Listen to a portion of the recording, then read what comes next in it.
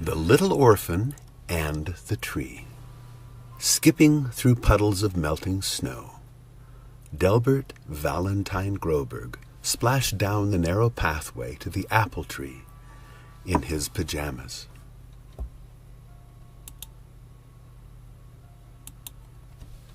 The stars were fading in the glow of dawn, while the sun warmed up the sky beyond the blue-gray shadows of the distant hills. He bent his little elbows about a limb, set his jaw to hook his tiny chin, then clenched his teeth for all that they were worth, and lifted his bare feet up off the earth. This was the very branch on which his mom would tie her fancy bonnet years ago, and he recalled the smile in her eyes while he gazed and gazed upon her face as she softly pressed him to her dress and undid her bonnet's satin lace, tied in a pretty bow below her chin, then bound the long strands loosely on the limb.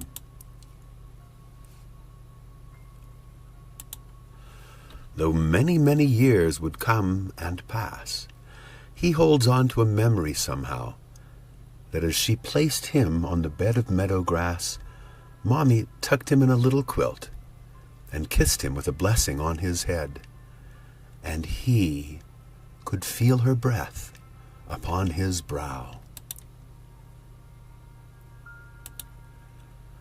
Oh, he's sure that it's a memory now, for he recalls the fragrance of her dress and the warm caress of her soft breath, which blew a lock of hair across his face. He stretched to grab her bonnet's dancing lace as it drifted in the gentle breeze, but it was just a little bit beyond his reach.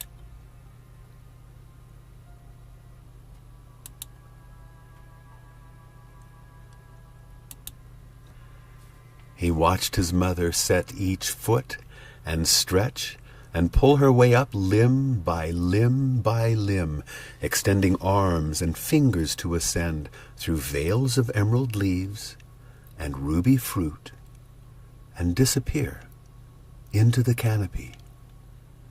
She was gone. Oh, what a sad surprise! And pools of quivering tears filled up his eyes, because he did not want to be upon the earth alone. His father came, and in a baby tone said, "Where's your mommy, precious little one?"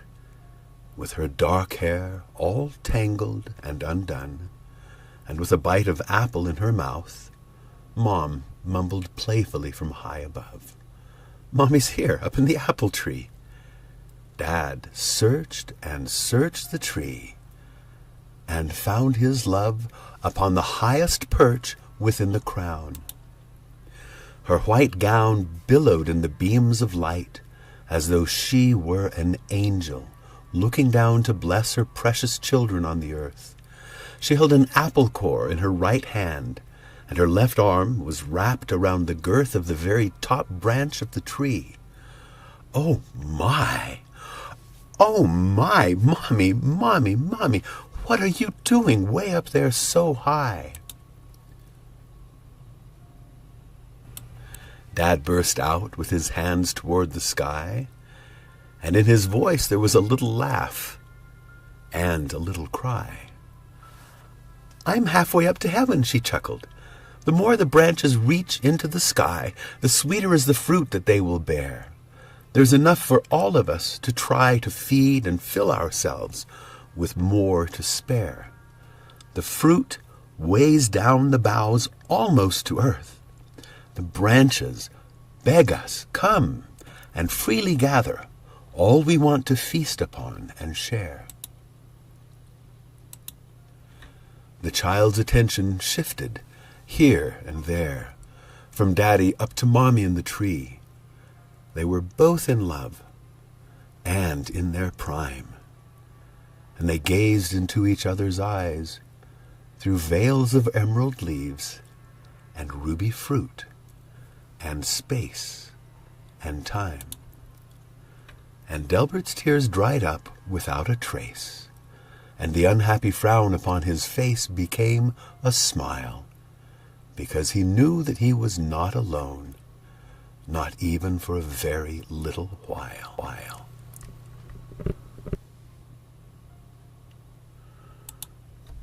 And all of them were thinking the same thought.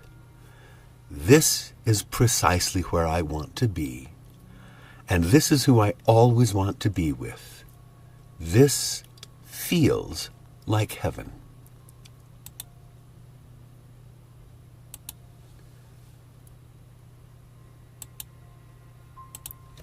He's pretty sure that it's a memory, although at times it feels like it's a dream, at least a little bit. But not the fragrance of his mother's dress. That, for sure, is nothing less than a memory, and he holds it deep inside his heart. He shuts his eyes and tries to recall more. There was an apple core that splashed apart on Daddy's boots and made him jump and gasp and almost lose his balance on the roots. Mom closed her mouth and capped it with her hand, and the branch began to tremble in her grasp, shaking fruit that splattered on the land as she giggled, holding back a laugh. She loved to laugh. Oh, how she loved to laugh. It made her feel so very much alive and bright and real. The memory is clear enough he still, though many, many years have come and gone, can taste the taste of apples on his tongue, and smell the scent of cotton in the breeze, and see the smile in his mother's eyes, and hear her laughter's happy melodies, the most soothing sound he'd ever know. But even so, these are memories from long, long, long ago.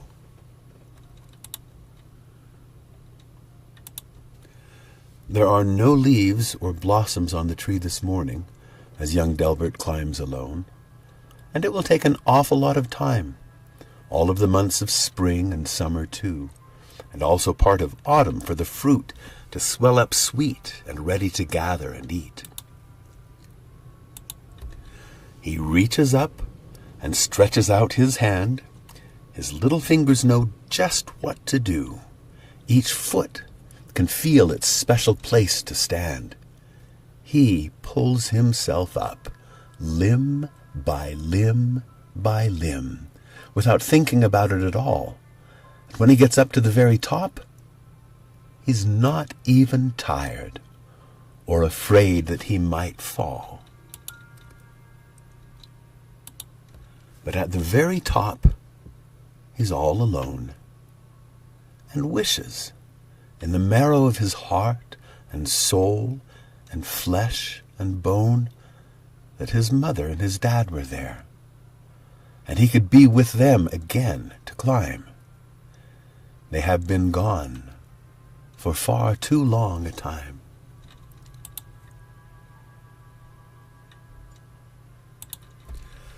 From high atop the tree, Delbert can see the eastern peaks and hills and all the fields out to the west, where farmers and their teams are getting ready for a day of toil.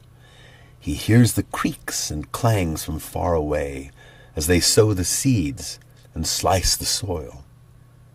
When his homework's done and evening comes, he skips back down the path and climbs again, and gazes just for fun across the land.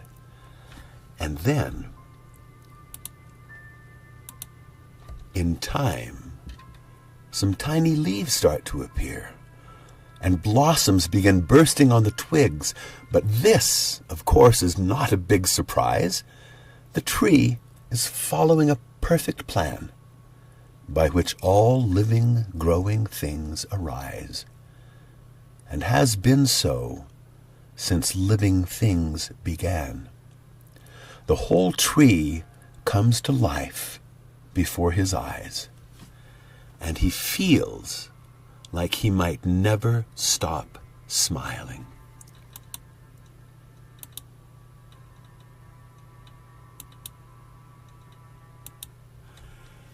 When night descends, his eyes can clearly see beyond the fragrant blossoms of the tree, and past the hills, and over every cloud, and farther than the moon above the earth.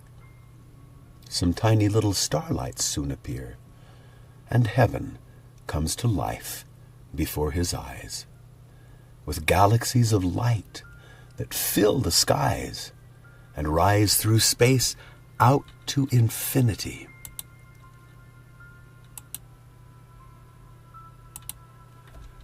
And as his gaze continues to ascend, he beholds a universe that has no end. And in the darkest, blackest nights, he sees so many stars, he cannot start to count them. Worlds without number. He draws in a deep breath and fills himself with wonder to think that there are some things that go on and on and on forever, following a pattern and a plan, flowing on toward an endless end from the moment everything began.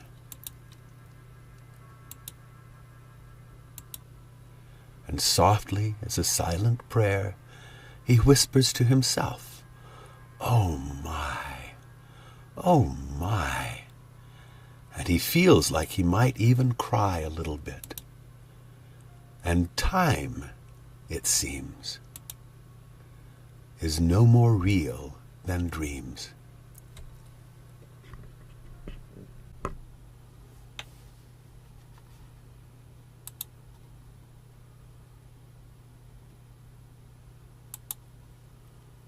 The day at last arrived for Delbert's mom to bring the child in her womb to earth, a little daughter who would bear her name, but only spend 11 days with Maud, the adoring mother of her birth.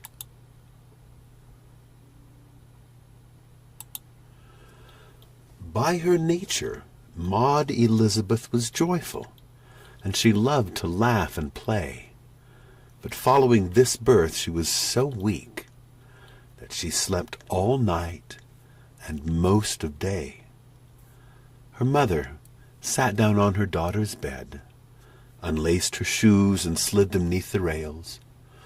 Upon her lap she laid her child's head, and combed Maud's long hair with her fingernails. She said, "Your daddy would be so pleased with this child," and Maud's eyelids fluttered from their nap.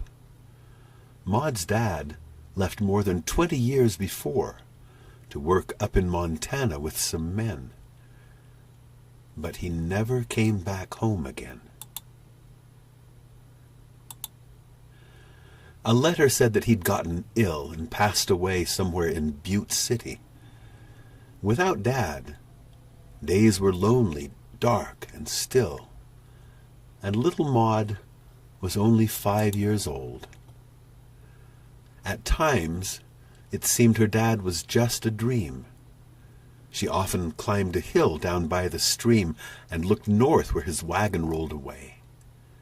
She remembers that it splashed along between potato fields and pasture hay, and also that he turned and waved to her with a pure white handkerchief that day, in a great arc above his head, to say, "Goodbye, goodbye, my precious little one." And she waved back at him with both arms spread, shouting out, "Daddy, Daddy, Daddy."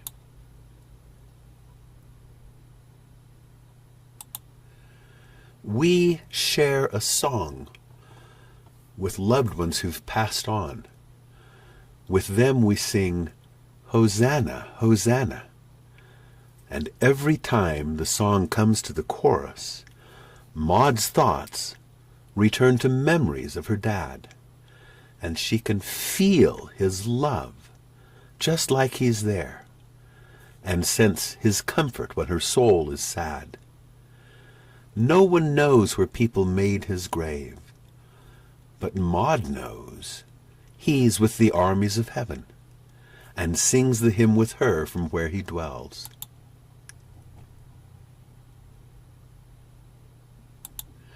She learned the word Hosanna means come save, for anyone who's lost or stuck or broken. And so that's what we shout in our travail. It is our song, our shout, our prayer, our goal. Come, save us, heal us, come and make us whole.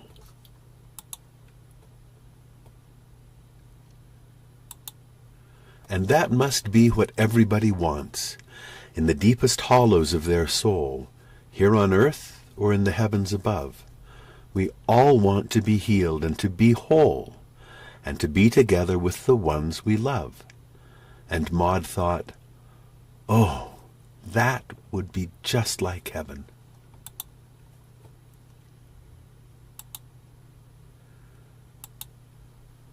A week after she gave birth, Maud was frail and could hardly open up her eyes.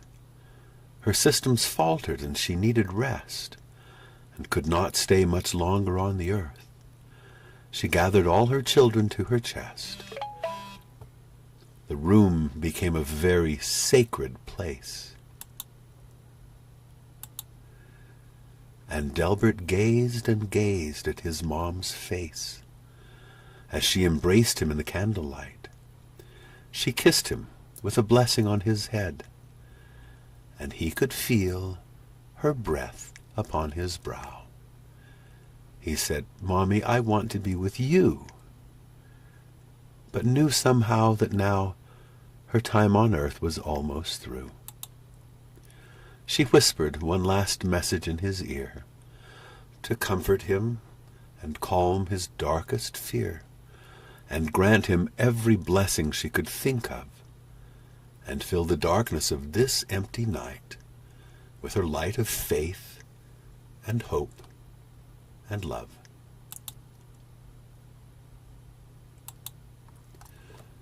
You will sing and shout and reach from earth, and I will sing and shout and reach from heaven. Hosanna, Hosanna, we will say, and it will be our song and shout and goal. Oh, save us, heal us, come and make us whole. And God will hear our song and shout and prayer, and he'll answer no matter where we are, and reach us with his light and love, and say, please don't be afraid, dismayed, or sad. You'll be together once again one day.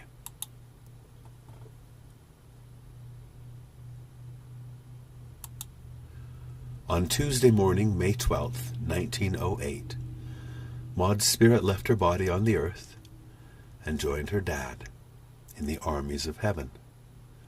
They placed her casket down below the meadow grass, and Delbert did not know what he should feel.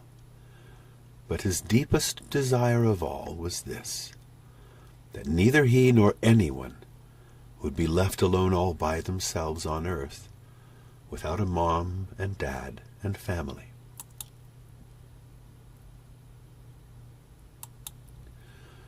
Delbert knew that in the darkest nights is when heaven's lights most brightly shine. He pictured Mom up in a glorious tree, where she was gathering the sweetest fruit to feed the children in her family, and her dress cloth billowed in the breeze like the soaring wings of a white dove. And in the breeze there was the special fragrance of his mother's never-ending love.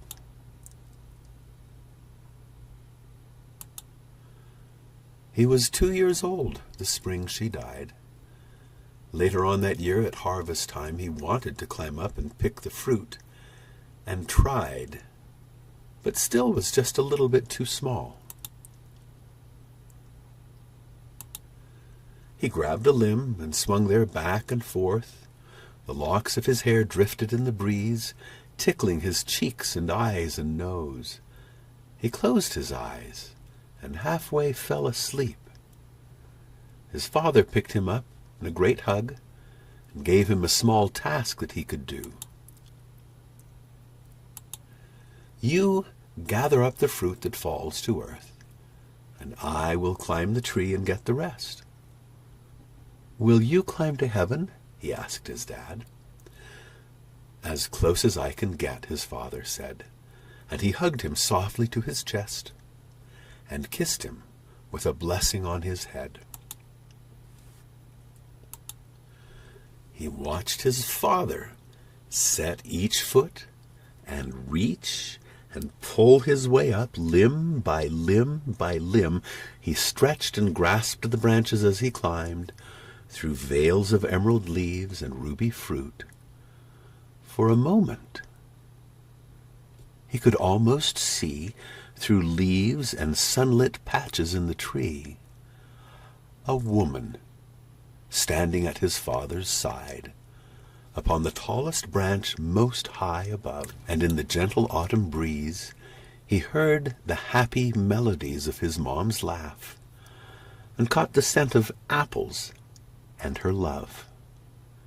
And his attention shifts from Dad to Mom as they gather fruit up in the tree, both of them as high as they can climb, through veils of emerald leaves and ruby fruit and space and time.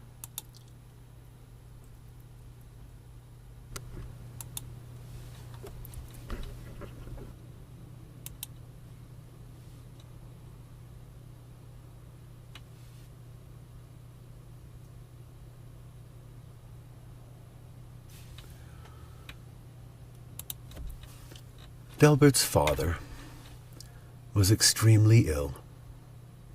He was sick with tuberculosis, and there was no treatment that could make him well. His mom and dad would care for him and pray, but drop by drop, his life just dripped away.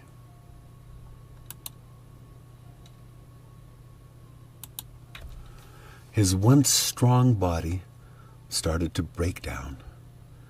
His systems faltered and he needed rest, and could not stay much longer on the earth. And so he gathered his sons to his chest, looked at each child eye to eye, and smiled.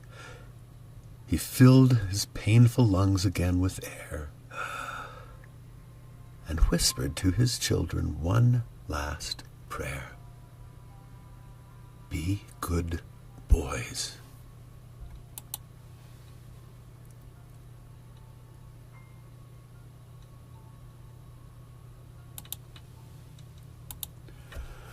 Sunday, the 6th of June, 1909, was the last day of his earthly life. They placed his casket down beneath the meadow grass, at the side of Maud, his precious wife. Delbert dragged his blanket to the tree, and there he lay upon the meadow grass, and watched, and thought, and prayed as clouds went past. The tree, the grass, the sky seemed much the same. He tried to see beyond the clouds above, and whispers sounded in his outward breath. Oh my, Daddy, Daddy, Daddy.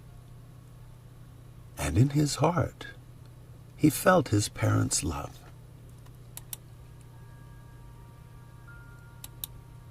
And knew that love continues on past death.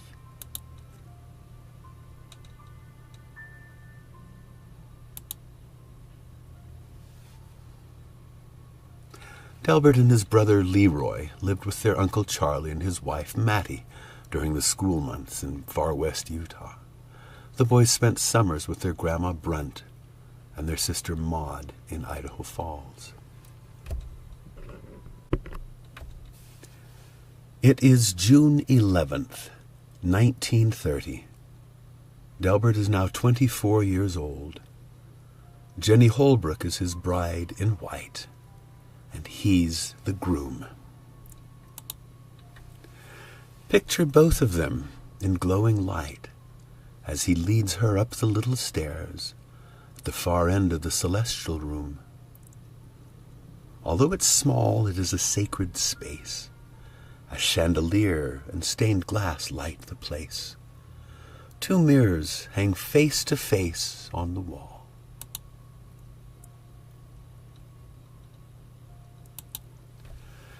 And as they kneel, they sense that time has stalled, for Delbert notices a little trace of the fragrance of his mother's dress. Now some beyond the veil are in this place, and he feels a kiss and an embrace, and the healing comfort of their grace.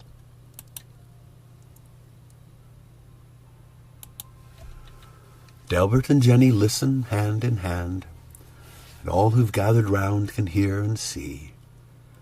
Their marriage does not end when one has died, but continues on and on and on, through time and space and all eternity.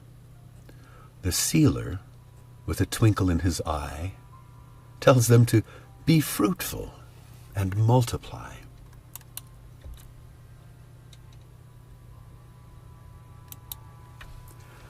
They gaze and gaze into each other's eyes and notice their reflections in the mirrors, which continue on and on and on, across the distance, beyond all years, while the two are still upon their knees, they see that they are the very center point of 2 eternities, one that's past and one that lies ahead.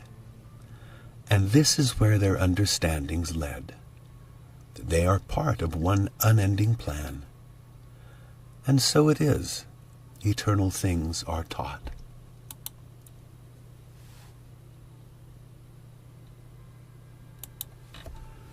And everyone is thinking the same thought.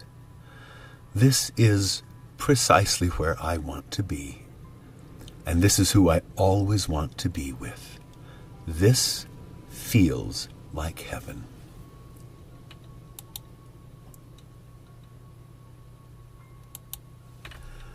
The 2 were fruitful, and they multiplied. Delbert and Jenny had 11 children, and he told each child about the tree, as he and Jenny tucked them in their beds and kissed each one with blessings on their heads.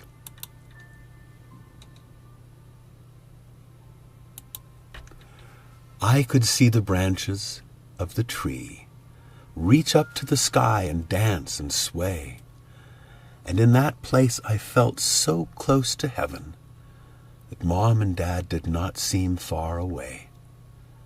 And when the night was very, very dark, I'd gaze into the universe and see, beyond the earth and moon and stars and sky, through time and space and all eternity.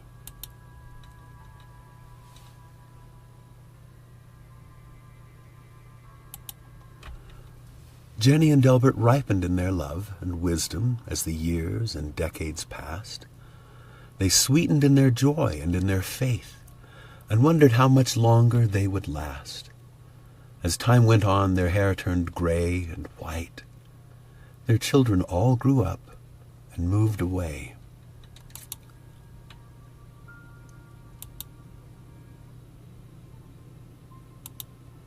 But every night, the 2 of them would pray, even when they both were tired and weak. For each daughter and each son, they'd say, "Bless our precious children, every one. Please guide them so they find the joys they seek. Oh, Father, help them fully understand that they are the purpose of the plan."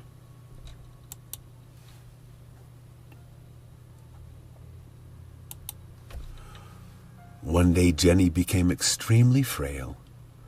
Her systems faltered and she needed rest. She could not stay on this side of the veil. Her heart was failing deep within her chest.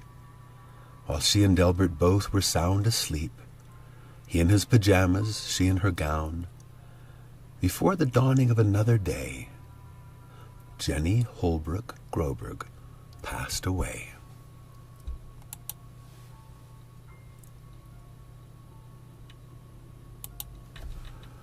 When Delbert woke and saw his precious wife of 74 years had died, he said, "Oh my, Jenny, Jenny, Jenny," and kissed her with a blessing on her head. A feeling he remembered came again, and he could feel it in his flesh and bone.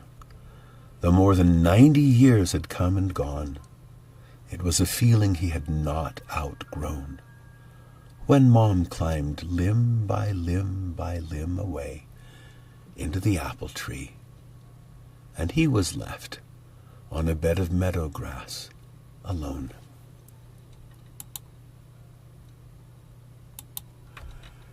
His children now had children of their own, and grandchildren, and great-grandchildren too. And he knew that he was not alone, but in the very center of a family, which extended back to the first dawn, and will continue on and on and on to infinity. And all his tears dried up without a trace, and the unhappy frown and the unhappy look upon his face became a smile. Because he knew that he was not alone, not even for a very little while. And from the deepest hollows of his soul, he prayed his song, his shout, his prayer, his goal, that the fruits of his and Jenny's lives would feed and fill and make his children whole, and every wound and loss and sorrow mend, from generation to generation, through time and space and worlds without end. It was the first Sunday of December in Idaho Falls, 2004. Outside, the temperature was 10 degrees, cold enough for every molecule of water in the atmosphere to freeze. Delbert Valentine Groberg was frail. His systems faltered and he needed rest. He could not stay on this side of the veil. He was lying on his bed in prayer, his worn and rugged hands across his chest, almost 99 years since his birth. And as he drew a final breath on earth, a kind nurse came into his room and curled her fingers and her thumb around his wrist.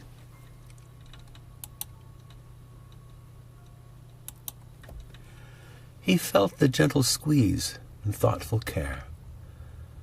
But when he blinked his eyes to clear the mist, he saw a very different world before him. His vision now could see past doors and halls, and he saw rolling hills and endless skies beyond the cinder block and mortar walls.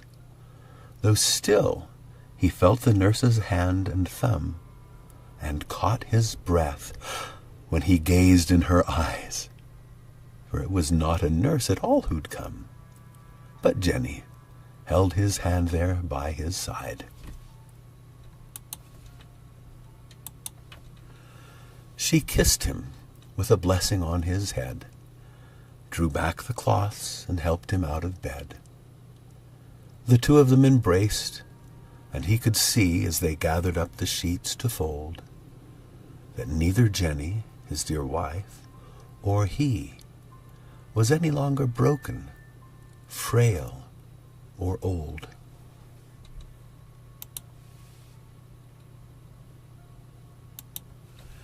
He felt like he was once again a child, and hand in hand the two walked down the path, which stretched away as far as they could see.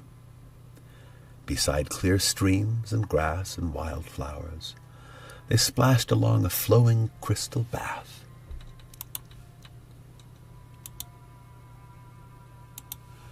An object in the distance caught his eye. He tried to figure out what it could be.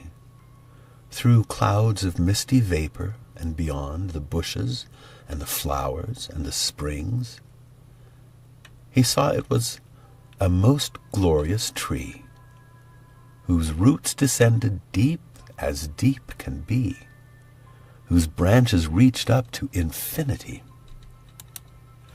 And it was filled with so much radiant fruit, its boughs were straining down toward the earth, begging all to gather over there and harvest all the fruit that they could bear. A multitude was crowded around the tree, and two came rushing with their arms outstretched, splashing through the crystal-flowing springs with robes that flowed and billowed just like wings. And as they galloped down from high above, Delbert caught the fragrance of his mom's dress and felt a warm caress of perfect love. And in that great embrace, it seemed as though there never had been such a thing as time, not a trace. And so, Delbert caught a strand of dancing lace, which dangled from his mother's fancy hat, and tied it in a bow below her chin, and saw the loving smile in her eyes, and gazed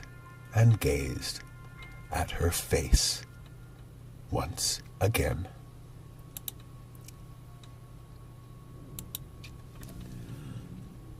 She kissed him with a blessing on his head, and on his brow he felt her living breath. He knew, before a word was even said, that now there was no longer any death. She led him arm in arm along the path, toward the bowing branches of the tree, and he began to skip just like a child, and all of them together skipped along. His mother laughed so hard she almost cried. Oh, how she loved to laugh and laugh and laugh, with her own child right there by her side, skipping with her, stride by stride by stride. And every tiny tear completely dried, and every loss and sorrow was made whole, and every wound and sickness fully healed. No one was missing, nothing lost or broken. The answer to their song and shout and goal. The purpose of the perfect plan revealed. It seemed as though their smiles would never end, and all the emptiness they ever felt, even on the very darkest nights, was filled with galaxies of lights and love, which pooled and overflowed and dripped and rolled like melting snow in puddles on the earth. Each one reached up and took hold of a branch. They held and pulled for all that they were worth. Their work upon this world was now all done, and so they lifted their bare feet up off the earth.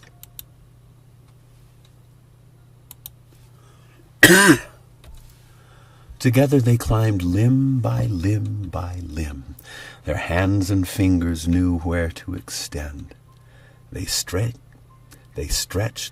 and leaped from branches to ascend over all the meadow grass and fields, above the highest boughs up in the crown, higher than the mountains and the hills, beyond the tallest clouds and past the moon, into the heavens, full of galaxies and lights and stars and worlds without number.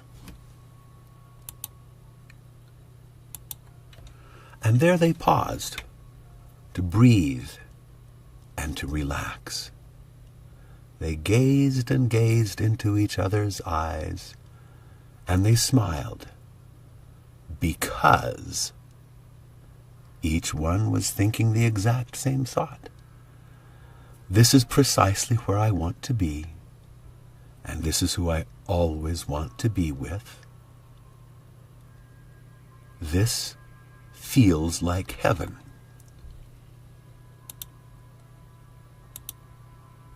And it was.